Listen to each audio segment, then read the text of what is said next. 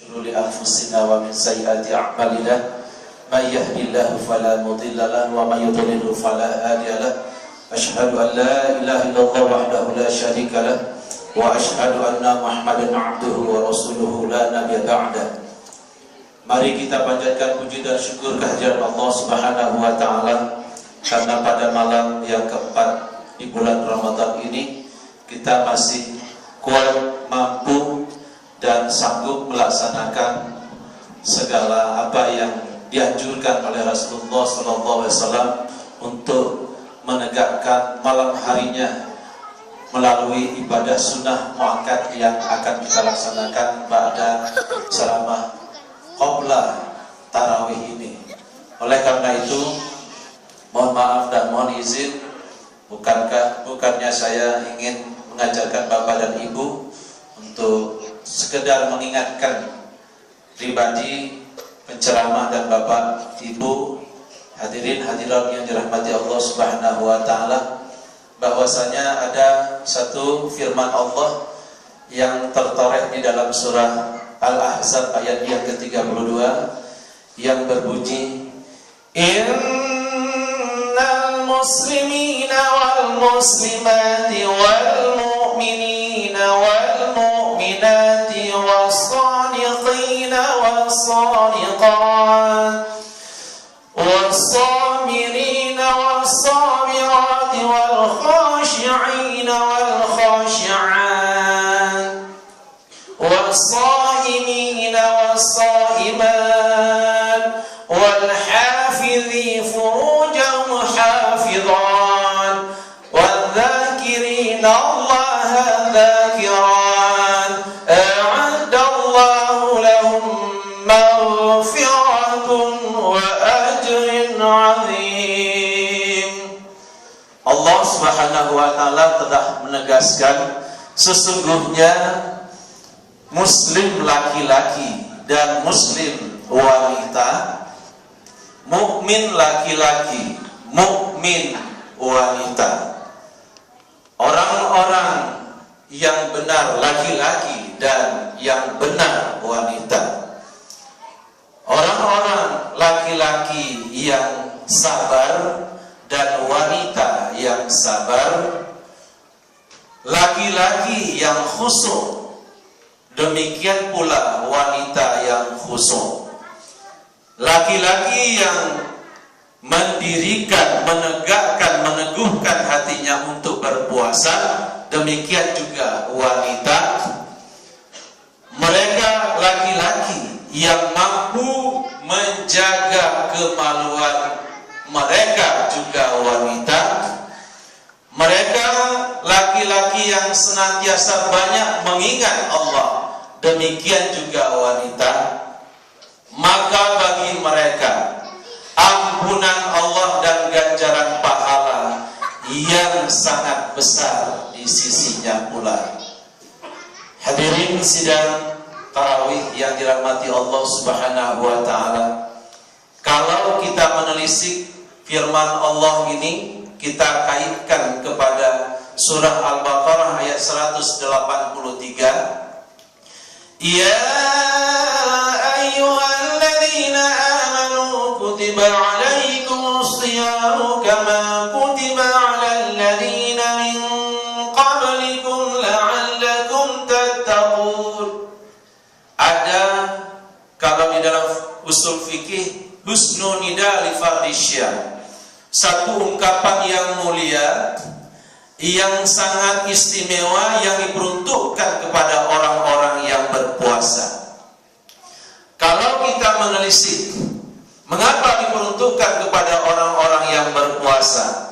Karena kalimat ini diawali dengan satu untayan kata yang indah. Ya ayyuhalladzina amanu kutiba alaikumusiyam, telah diwajibkan kepada kamu berpuasa, sebagaimana puasa yang dilakukan oleh umat-umat terdahulu. La'allakum tattaqun, mudah-mudahan kamu menjadi orang yang bertakwa. Kalau kita melihat orang-orang yang bertakwa adalah imtithalu awamari wajtinabu nawahihi. Orang yang mampu untuk menjalankan perintah Allah dan meninggalkan larangan Allah. Setelah Ramadan berlalu, tahun lalu kita tinggalkan dengan hati yang gelisah, dengan perasaan yang sangat sedih. Kita ketemu lagi dengan tamu Allah yang maha istimewa ini. Persoalannya, nilai apa yang telah kita bawa setelah Ramadan dan kita persiapkan di bulan Ramadan tahun ini? Banyak di antara kita yang menjadikan Ramadan ini hanya momen untuk reunian belaka, hanya sekedar sentimental ibadah kita kepada Allah Subhanahu wa Ta'ala. Allah Subhanahu wa Ta'ala telah menggambarkan Ramadan ini di awal adalah rahmat, di tengah adalah maghfirah, di akhir itqun minan nar. Namun siapa mereka yang menggapai tiga komponen yang menyatu ini? Rasulullah sallallahu alaihi wasallam menggambarkan, syahrul ramadhana syahrul kataballahu alaikum siyama wa sanatu qiyama man shama ramadhana imanan wa ihtisaban kharaja min dhunubi waladathu ummuh. Puasa di bulan Ramadan adalah puasa yang telah diwajibkan kepada kamu untuk berpuasa, dan siang di malam harinya menegakkan sholat. Barang siapa yang berpuasa karena iman dan karena mengharapkan ampunan Allah Subhanahu wa Ta'ala, maka Allah akan mengeluarkan mereka seolah-olah sebagaimana bayi yang dikeluarkan dari rahim ibunya. Sungguh ini adalah hadis yang menggambarkan kepada kita betapa Ramadan ini adalah momen yang terbaik, puncak ibadah kita yang harus kita persembahkan dengan baik pula di sisi Allah Subhanahu wa Ta'ala.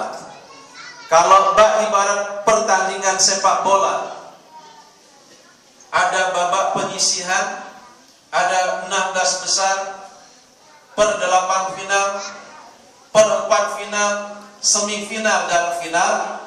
Kita lihat konsekuensi umat di akhir Ramadan. Hari ini ujian itu belum terbukti. Allah mengingatkan kepada kita, afahasiban nas ayutratu ayyaqulu amanna wa hum la yuftanun. Apakah kamu mengira, kamu mengatakan kami beriman kepada Allah, padahal Allah belum mengujimu? Apakah kita pada hari ini sudah termasuk orang-orang yang beriman? Jawabannya adalah pada implementasi ibadah yang kita lakukan. Banyak orang yang pandai untuk melukis kata iman sesuai dengan hawa nafsu yang dimilikinya. Ternyata iman itu tidak mampu menggerakkan potensi yang ada pada dirinya untuk menjadi orang-orang yang la'allakum tattaqun. Agar menjadi orang-orang yang la'allakum tattaqun, yang pertama, orang itu harus memiliki konsep ibadah yang jelas, mampu memilah dan memilih mana ibadah yang di sisi Allah dan Rasulnya diajarkan dan patut untuk kita laksanakan, mana yang tidak. Yang kedua, ibadah menuntut kita untuk istiqomah. Bukan hanya masjidnya yang namanya istiqomah, tapi jamaahnya juga istiqomah. Kalau hari ini kita mampu beribadah berjamaah di bulan Ramadan dengan suasana yang sangat membanggakan, di luar Ramadan suasana ini mampukah kita wujudkan kembali, atau hanya menjadi kenangan belaka. Karena sesungguhnya Ramadan ini adalah kawah candra di muka, ditempa iman kita, ditempa ibadah kita, ditempa akhlak kita, ditempa rasa muamalah kita, untuk menggapai masyarakat yang bermuara kepada manusia yang utuh dan sempurna. Manusia yang tidak hanya pada hari ini pandai berkata syukur kepada Allah, tapi di sisi yang lain ternyata tidak mampu menggerakkan rasa syukur itu untuk tetap tawadhu kepada Allah Subhanahu wa taala dengan tanpa memutus mata rantai waktu kapanpun dan saat bagaimanapun dia berada. Yang ketiga, ikhlas. Percuma kita ibadah, percuma kalau kita ingin mengatakan saya adalah hamba Allah, bila mana setiap ibadah yang kita lakukan selalu saja diiringi dengan ketuk hati yang tidak ikhlas. Keikhlasan itu ditentukan oleh bagaimana kita memaknai sholat yang kita lakukan dan ibadah lainnya sebagai rangkaian atau proses kita menjadi insan yang kamil, insan yang sempurna, insan yang akan menghadap kepada Allah dengan prestasi ibadah yang sangat membanggakan. Demikian saja kultum atau ceramah qabla tarawih.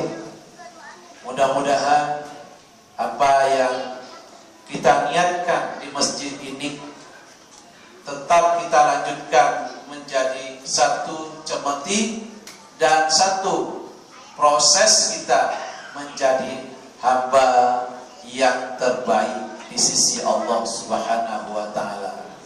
Billahi taufiq wal hidayah. Nun wal qalami wa ma yasturun. Wassalamualaikum warahmatullahi